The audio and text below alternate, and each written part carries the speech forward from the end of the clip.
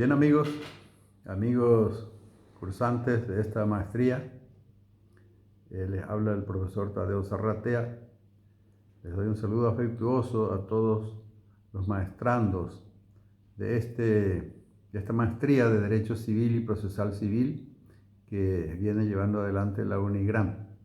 Es para mí un placer enorme estar con ustedes con un módulo muy especial que se titula Métodos alternativos de resolución de los conflictos, que es sumamente interesante, sobre todo para nuestro medio. Y estoy contento porque todos ustedes son profesionales del derecho. En ejercicio de la profesión, la mayoría, varios de ustedes son magistrados, colegas míos, todos. En fin, un afectuoso saludo para todos ustedes. Para mí un placer hablar de este módulo que me interesa mucho, sobre todo porque en nuestro país se usa poco los métodos alternativos de resolución de conflictos. En especial, cuando hablo de conflictos, me refiero a conflictos judiciales. Y en nuestro caso, en particular, necesitamos entrenarnos en la resolución de los conflictos de esta manera para no recargar tanto a nuestra justicia. Sobre todo porque los métodos alternativos son más prácticos, son más breves, son más directos y tenemos que recurrir a ellos. Sabemos, en el fondo, que el método tradicional para resolver un conflicto judicial es el proceso, la justicia, el proceso judicial. Pero antes que recurrir al proceso, que como se sabe, uno sabe cuándo entra, pero nunca sabe cuándo va a salir. En nuestro país, sobre todo, los procesos son muy largos, engorrosos y costosos. Entonces, deberíamos estar entrenándonos en esta parte para servir mejor a nuestra gente a resolver sus conflictos. Estamos en un país donde es difícil resolver los conflictos jurídicos por estos medios que tenemos, sobre todo por nuestra cultura. Pero no obstante, y justamente por eso tenemos que insistir, antes que recurrir al quinto método, que es el proceso judicial, tenemos en primer lugar la negociación directa. En tiempos inmemoriales, cuando no existían jueces permanentes ni justicia instalada, la gente recurría naturalmente a las negociaciones directas para resolver sus conflictos de intereses.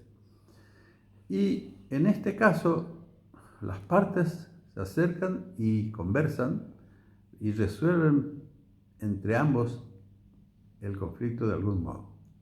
Ese es un método no adversarial donde las partes llegan a amistarse de nuevo, a cooperar, no intervienen terceras personas, la resolución está dada por las mismas partes, es un método no formal y termina en un acuerdo que puede ser verbal o escrito.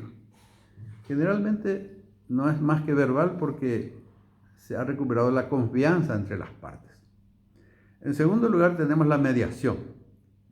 La mediación también es una negociación directa, pero con intervención de terceros.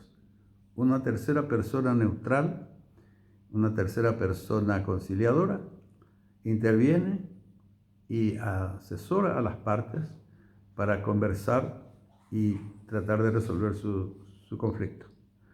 Esa persona debe gozar de la confianza de ambas partes y debe ser eminentemente neutral.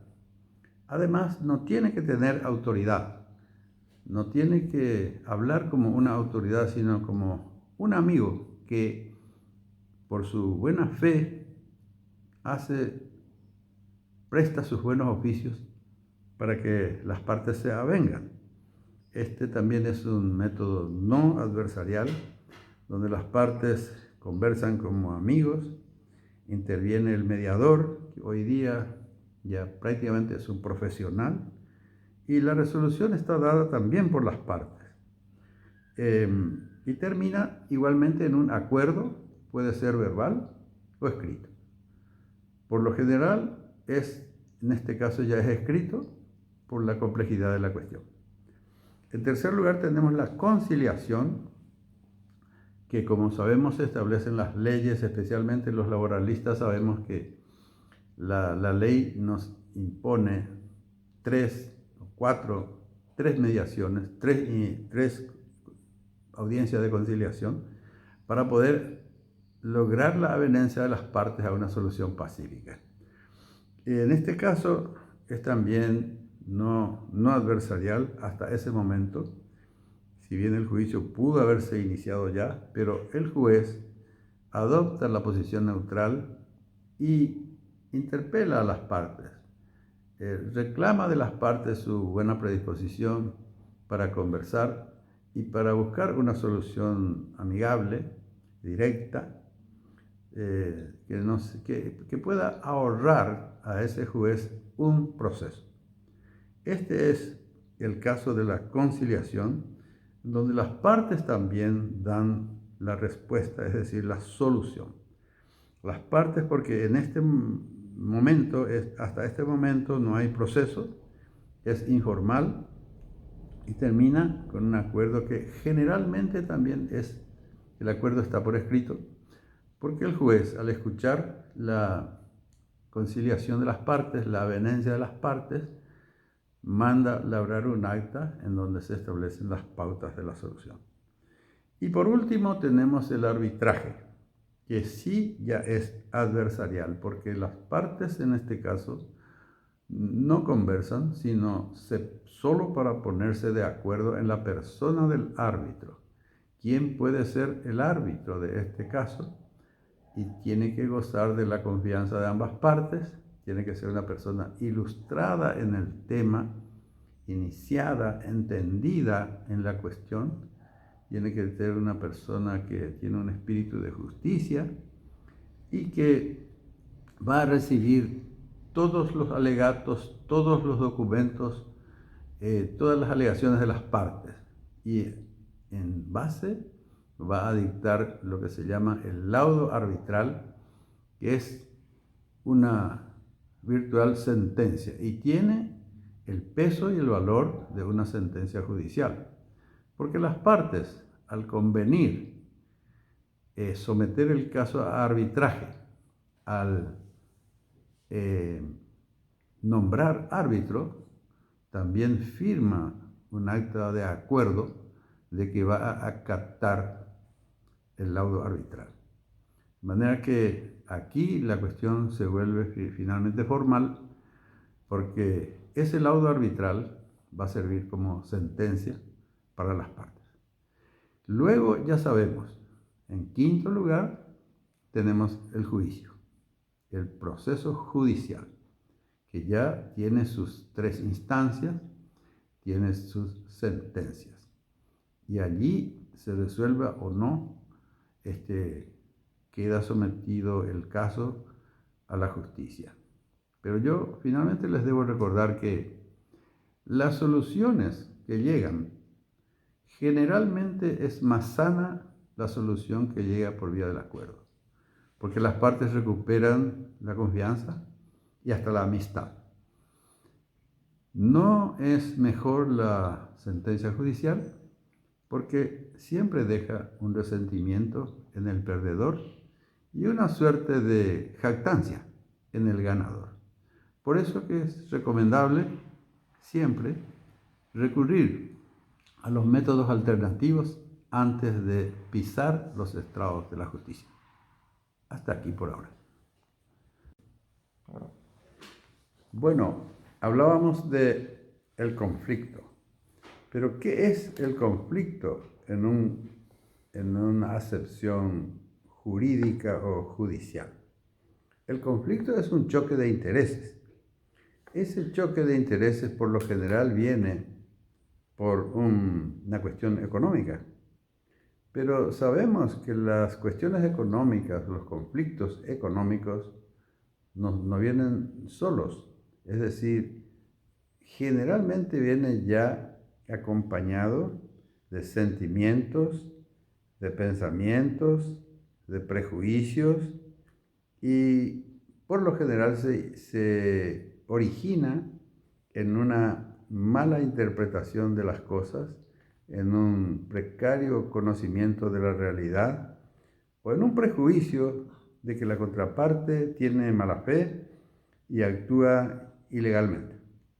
Entonces, se produce por falta de comunicación clara, por malentendidos, prejuicios, tabúes, intrigas y también por ambiciones desmedidas, ambiciones ilegales o injustas. En lo colectivo, esto es en lo personal, pero en lo colectivo, generalmente el conflicto se produce, en el ámbito religioso se produce por una interpretación diferente de los dogmas religiosos o sagrados. En el ámbito ideológico se produce por formas distintas de percibir la realidad y formas diferentes de proponer las soluciones a los problemas que se plantean. Mientras en lo político, por lo general viene el conflicto por razones territoriales, un conflicto por regiones que demandan territorios o autoridades que demandan factores de poder. Esto en lo político.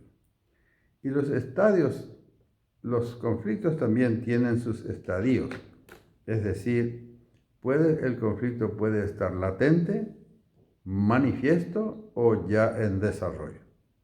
Es latente cuando está allí de alguna forma pujando por aparecer en la realidad, todo tiene visos de que se va a desatar, pero no se produce aún un acontecimiento que venga a desatar y a desarrollar ese conflicto. Generalmente en ese estadio se puede de alguna forma sofocar lo que está a punto de estallar.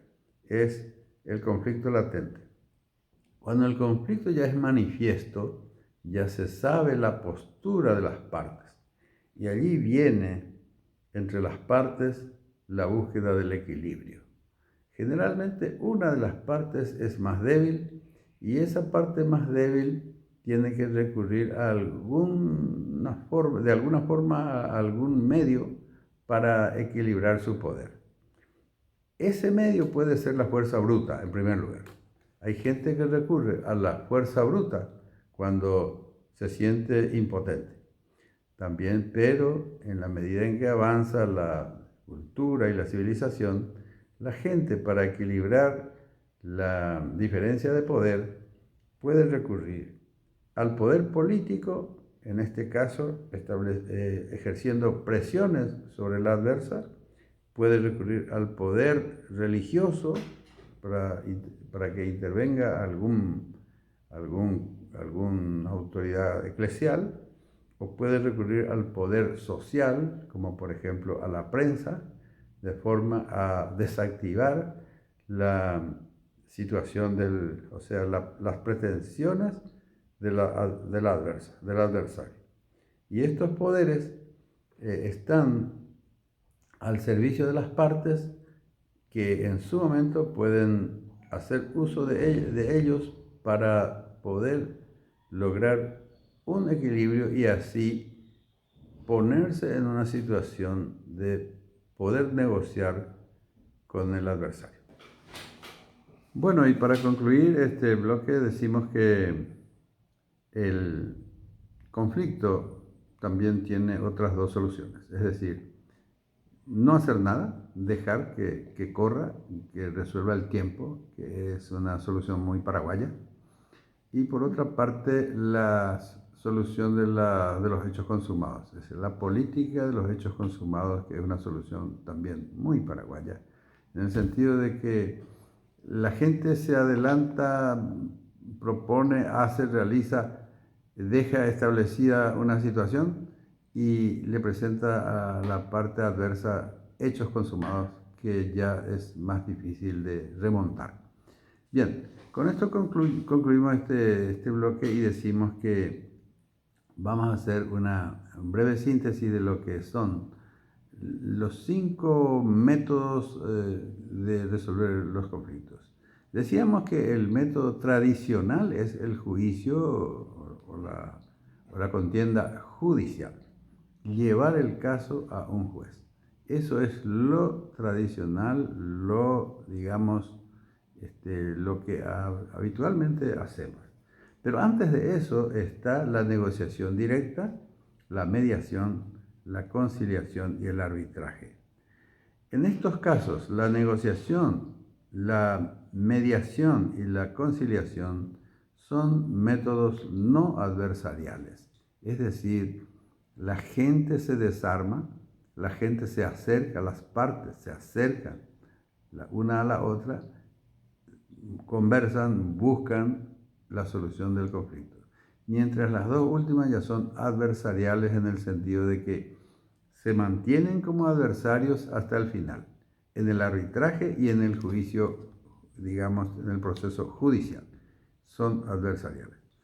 En la negociación directa es un proceso de conversación, de diálogo recíproco, acercándose las partes, no intervienen terceras personas, las partes resuelven por sí mismas el conflicto, es un método no formal y termina con un acuerdo. Es decir, las partes se ponen de acuerdo y ese acuerdo puede ser verbal o escrito. Si hay mucha confianza, puede ser un acuerdo verbal. Pero si hay un poco de celo y las partes se ponen de acuerdo, se puede elaborar un acta estableciendo cómo queda la cuestión, cómo se resuelve la cuestión. Luego tenemos la mediación, que es no adversarial también, pero interviene una tercera persona, denominada para el caso mediador. Hoy en día la mediación ya viene a ser una profesión. Hay mediadores que han estudiado para ser mediadores y este mediador interviene en los conflictos entre las partes individuales, por supuesto, de individuos o empresas, y tiene que ser una persona aceptada por las partes y neutral. Es decir, tiene que mantener su neutralidad mientras dura la negociación. Es decir, no debe dar su opinión y tiene que mantener el equilibrio entre las partes en todo lo posible.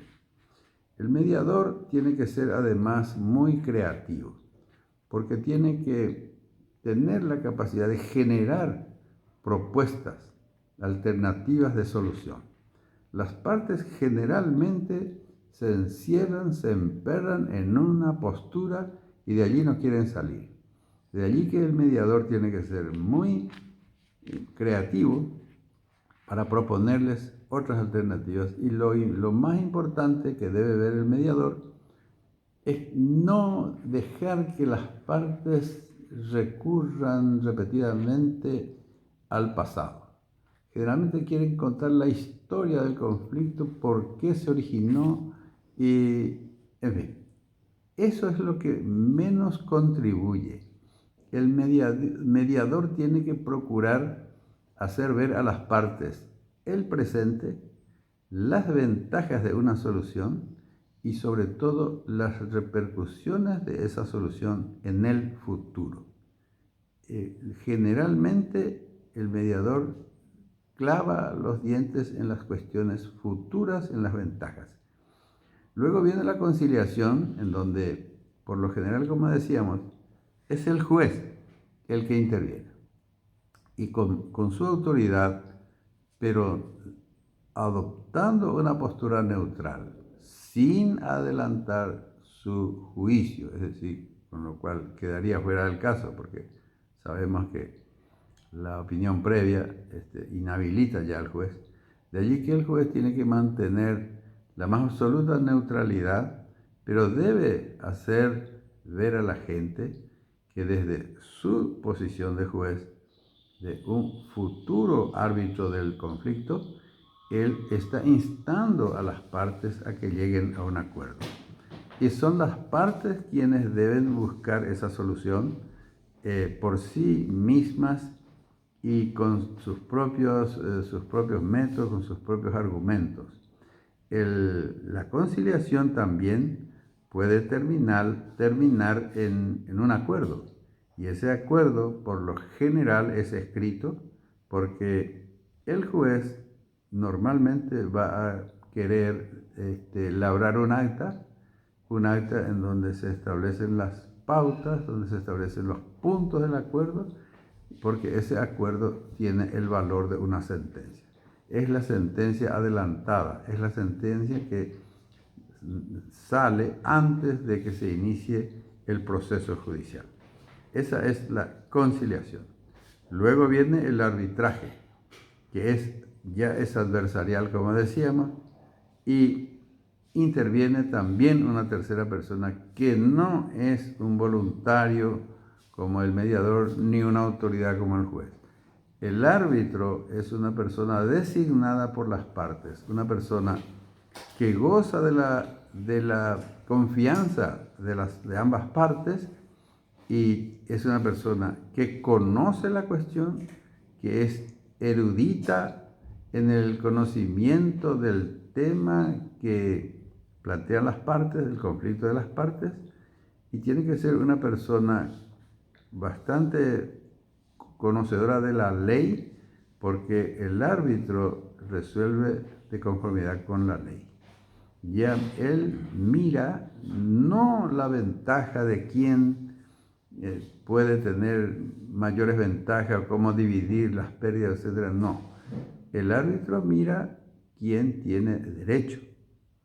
Y esto se usa mucho más que a nivel local, a nivel internacional. Recordemos el arbitraje del presidente Rutherford Hayes cuando dio al Paraguay el derecho sobre el Chaco Boreal. Es un arbitraje histórico, donde el laudo arbitral dijo el Chaco Boreal le corresponde al Paraguay y no a la Argentina. Y en tribunales internacionales y en conflictos internacionales se recurre mucho más al arbitraje que lo que nosotros utilizamos aquí en nuestro medio. Bien, luego del arbitraje ya sabemos, viene el juicio. Ya no hay remedio, ya no hay mecanismo. Nos vamos a tribunales y allí el juez, el tribunal y la Corte Suprema dirán quién tiene derecho.